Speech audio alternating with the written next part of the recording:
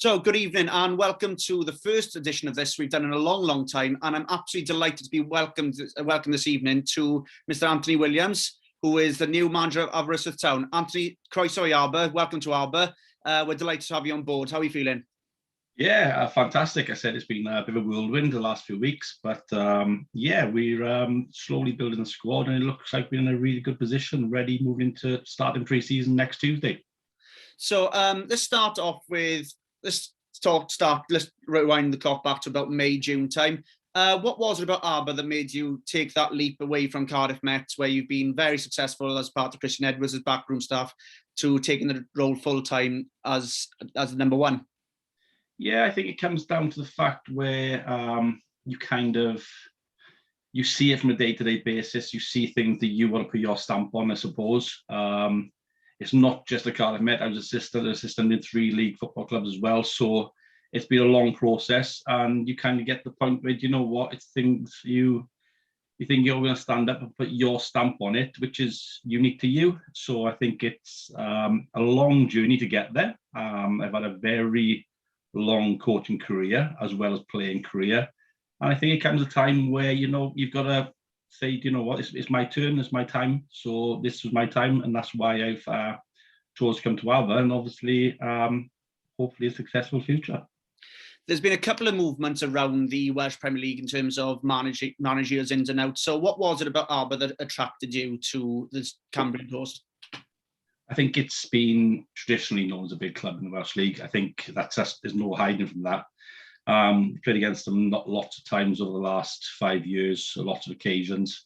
It is a footballing club, it's a footballing town. I think people of Aber, the supporters, etc., you see that there's a passion there, there's a willingness to do well within the club. And hopefully it's something that I'm going to bring to the club, and we can move forward onto achieving what we want to achieve.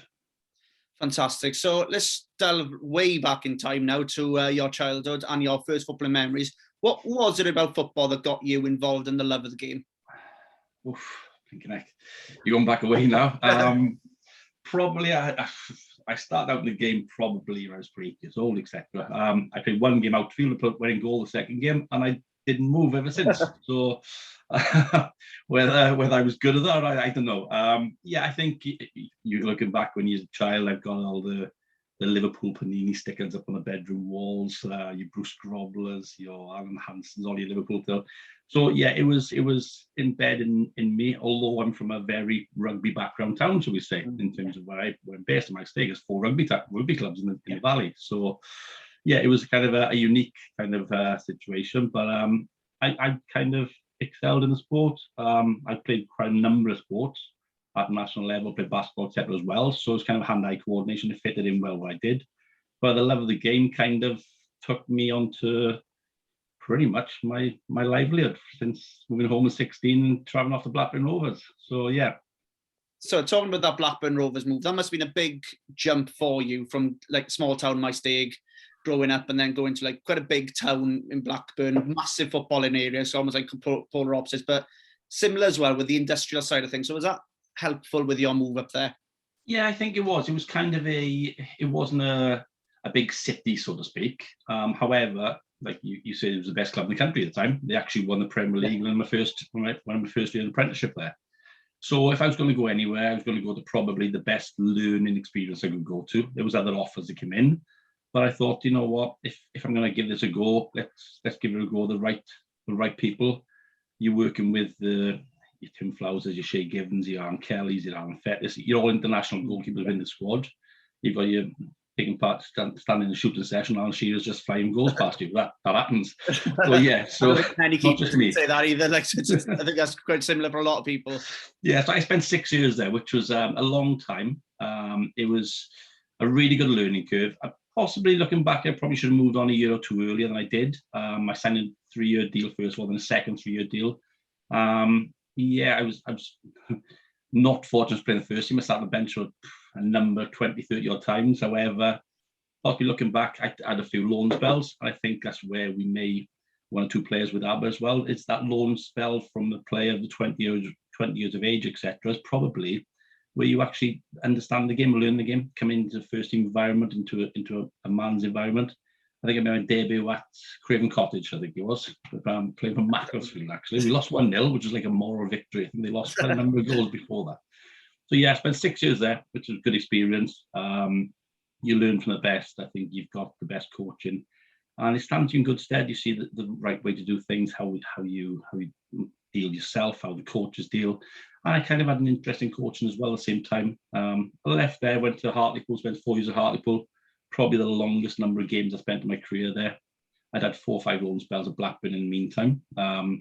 You could go from a loan spell at Blackburn, where I spent a couple of months at Macclesfield. During I spent 1 day at Huddersfield, believe it or not. That was an interesting one. Tim Flowers got injured, I got sent back. So I went down to Hartlepool. I said, a successful time there. We had 2 playoffs and 1 promotion. So I spent 4 years there, played 140, 50 odd games.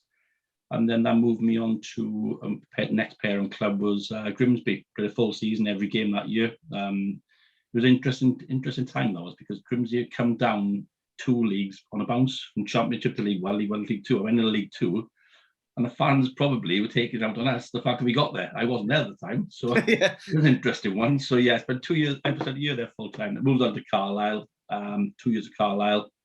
Started off quite well, got ousted out of the team by Kevin Westwood, who went on to play for Ireland. So a number of players who you've got to hold your hands up and say sometimes there's better players than you. And as a goalkeeper, you didn't already out. So that's the way it goes. I went on loan then to Wrexham, where I actually played the last 10 games of the season, where they played Boston the last day of the season in the Football League. Oh, yeah. So that 10 games, I think I kept 6 clean sheets. We won 5 or 6 out of 10. And we managed to stay up the last day of the season. So it was a great experience, great atmosphere at the time. And then I had a 2-year deal from there. Spent the 2 years there, and I got the opportunity to move back to Wales, albeit Neath back in the day was in the Welsh Premier League. They offered me a contract, but I also got offered the goalkeeper coach to the Wales national teams, the 17s, 19s, and 21s, which I thought was a nice opportunity to come back home with the family, etc. I'd previously been coaching while at Carlisle, while at Grimsby, so I'd done my coaching badge since 2006. So it's kind of an ongoing spell from there, really. So, as you said there, there's a massive scope there of a playing career as well. Was there any highlights that stand out? Obviously, you mentioned the Wrexham game there, and like that atmosphere must have been unbelievable staying in the Football League the last day. But is there any other highlights that stand out for you in terms of your career? I think it's well documented, the fact that I kind of living on the back of saving 2 penalties off Hurlo, but I was younger before I started my career. But I'll leave that out there. I think it's just the longevity of playing. I think Hartlepool, I went nearly 100 plus games on a bounce playing, and getting promoted in the season and playoffs the year before. It was kind of although it was your League 2, moving into League 1, it was kind of that consistency of playing week after week after week in a long spell. You're the stalwart, you're the one who's there, you're the first team sheet, and you're there, and it's kind of, you feel that kind of value, I suppose, in the club. Other than that, yeah, you make your debut. I said my debut at Craven Cottage was a great experience. It's pretty much Kevin Keegan, Chris Coleman playing against us, who played with me at Blackburn prior to that, so I know Chris very well. So that was kind of an interesting one. There's lots of games. I think the older you get, the more you kind of forget, I suppose. But yeah, overall, it was a long career. You could probably say, maybe looking back, if I moved earlier, I think when I was at Hartlepool, Cardiff City offered a substantial amount to take me there. Maybe that would be the right move for me. But overall, I think, yeah, football is not a long career, but I think I had longer than most in it. So as a player, so yeah, it was quite pleasing and enjoying to play. So in 2012, you moved on to Crawley to become assistant manager. Was it under Richie Baker, if I'm right, or Richie Barker, if I'm right in saying? What prompted that move? Were you and Richie friends before that? And I came back home when I left Wrexham 2009-10. I was playing for Neath briefly and doing the national teams for 3 years. And Richie went in at Bury, so I spoke to Richie. Said, I actually sent him a few CVs, that was he do. I played against him numbers of times, and I ended up going to Bury as goalkeeper coach, but my role was kind of goalkeeper coach, shot position analysis, and every other job that probably no one else was doing. So as it was then. So yeah, I kind of had a good relationship with him. We built it up for that year, Barry. I think the club finished the highest and finished in a massive number of years. I think, and unlike normal League One clubs, where Crawley actually bought a club out contract from another League One club, which is very, very rare these days, because normally the job, you come into another one.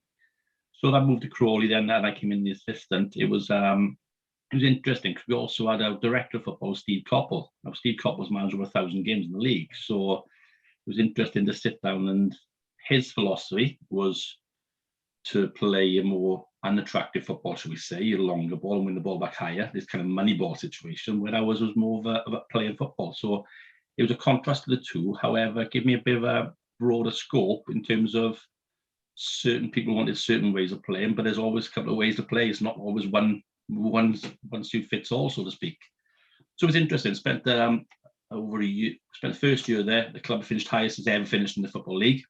We got given a new deal, and then 6 months down the line, probably various people in charge, etc., don't see eye to eye, etc., and then it was a case of we were looking to move on, and Portsmouth wanted to take us in there. So within a leap of a couple of months, I moved on to Portsmouth with Richie again, and Steve, and we spent, it wasn't a massive time there, probably 6 months or so. It was the club's in transition. The club had come, Portsmouth come from transition of really financially not in a good place. Lots of directors who had all put into the club and all possibly wanted their own say, which is fair enough if stay a club at the end of the day. And probably it was probably the wrong time, if I'm honest. There's probably a time where we look back, you take over clubs mid-season, it's quite difficult if you got the wrong players in the wrong positions, etc. Where you take a club at the start of the season, you can put your own spin in it, you can bring your own players in.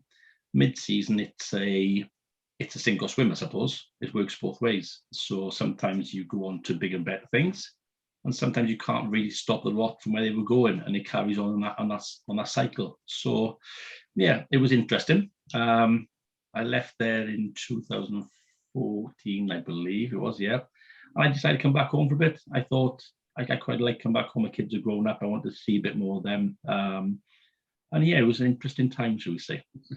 And so the call then came in 2017 to join Christian Edwards-Swanee, who obviously our fans we all know very well, has started up as it's almost a role reversal, started as assistant manager this before going on to Cardiff Met. What was it like working under him?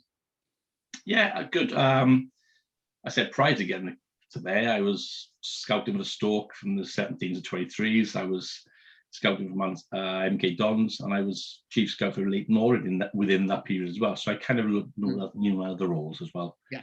Coming in Cardiff Met, it was a case of come in, have a look at what we're doing. I went in, I took a couple of training sessions in terms of just the goalkeepers, then took a look at a few of the outfield stuff.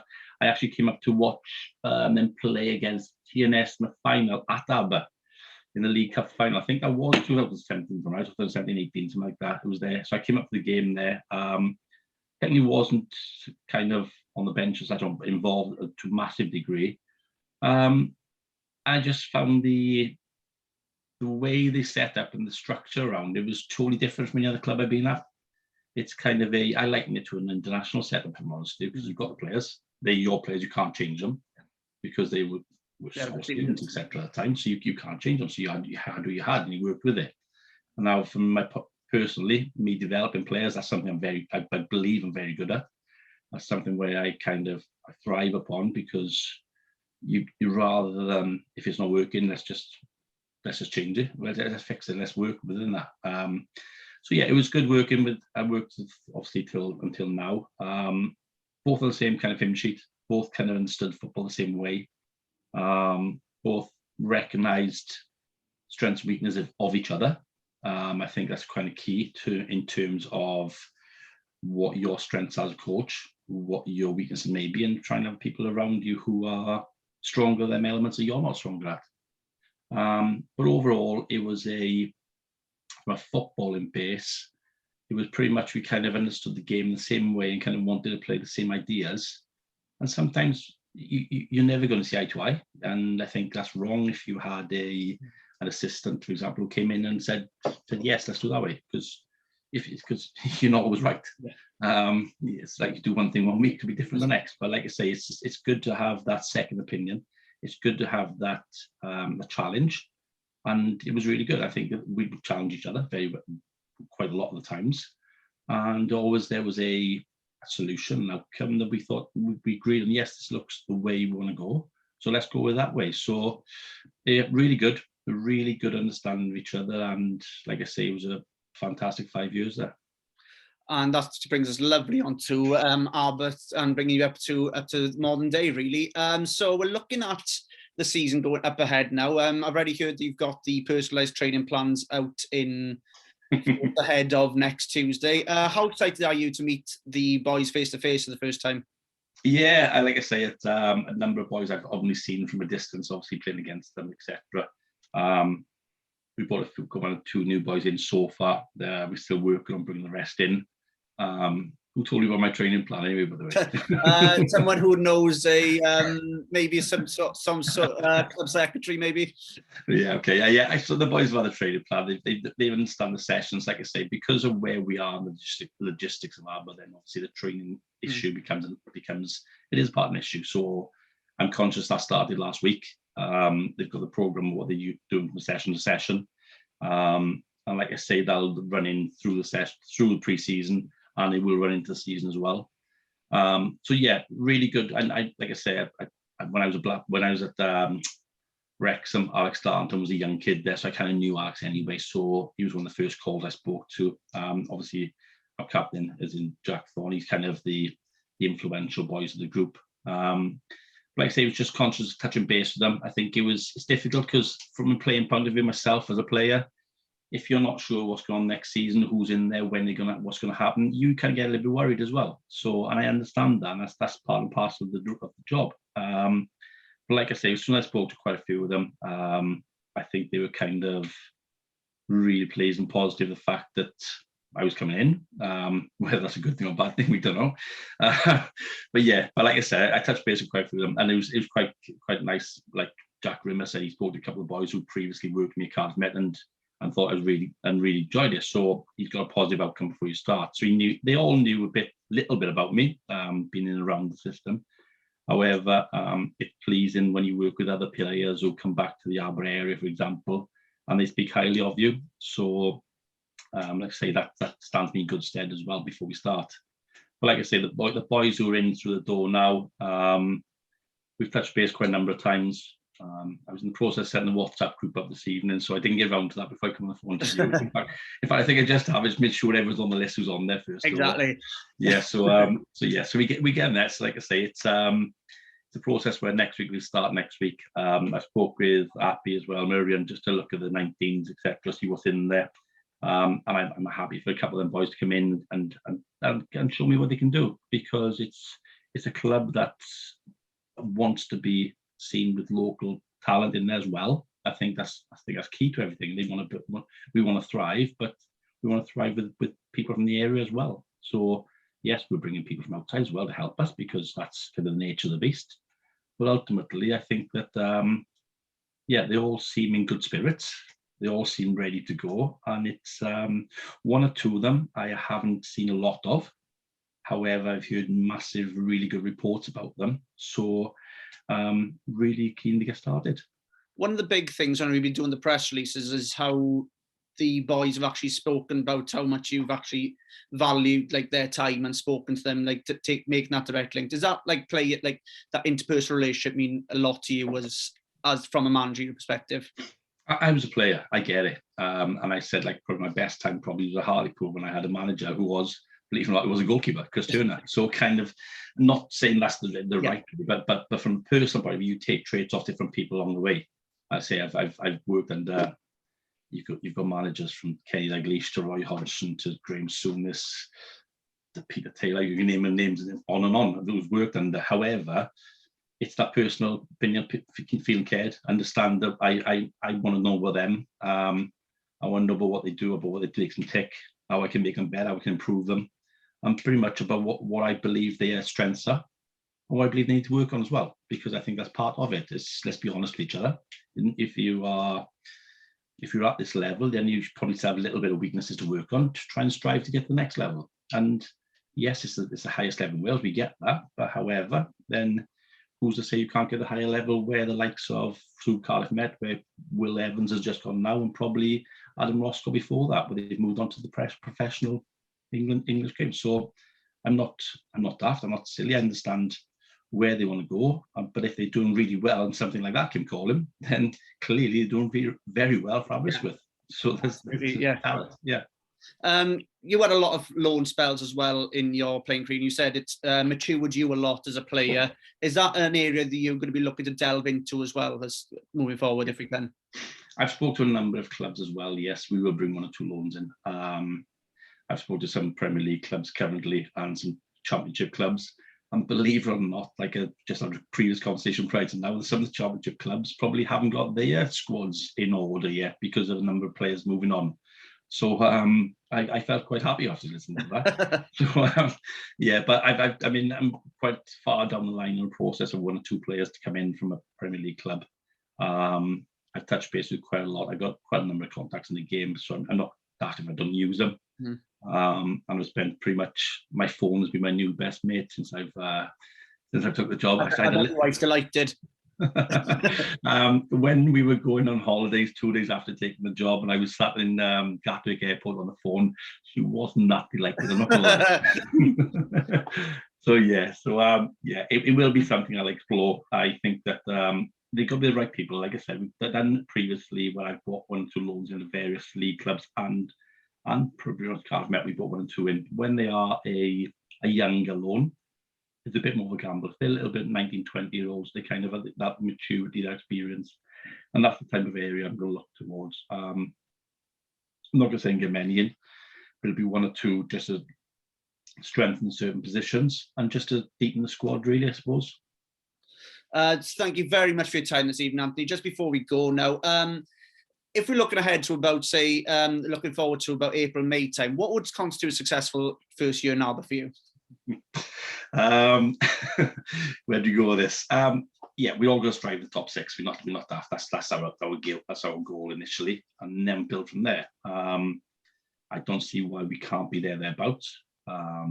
It's starting the season well is important. I think that's massively important.